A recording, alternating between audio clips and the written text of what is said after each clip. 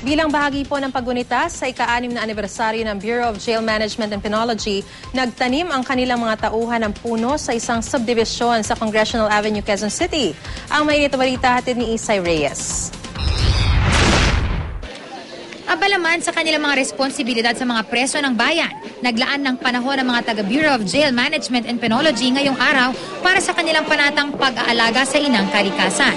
200 buto ng mahogany ang kanilang itinanim sa bahagi ng Congressional Village Park sa Congressional Avenue, Quezon City. Ika-6 na taon na ito ng kanilang pagtatanim, ika-2 taon na sa Congressional Park at 4 na taon noon sa La Mesa Eco Park. Bahagi ito ng National Greening Program ng Administrasyong Aquino. Ito pa yung tinatawag natin na sa social responsibility naman ng Bureau. Kami lumalabas para may pakita rin sa ating mga komunidad na ang BJMP ay hindi lang nakakulong din ng mga personnel. Ibig sabihin kasi nagbabantay. Meron din kami responsibilidad sa komunidad na aming nasasaot. Bahagi naman ng kanilang ika-21 anibersaryo ang panata ng pagtatanim na sinimula ng isang maiksing dasal at paghahandog ng musiko. Inabot ng 1 oras ang pagtatanim ng halos 200 mga empleyado at opisyal ng BJMP.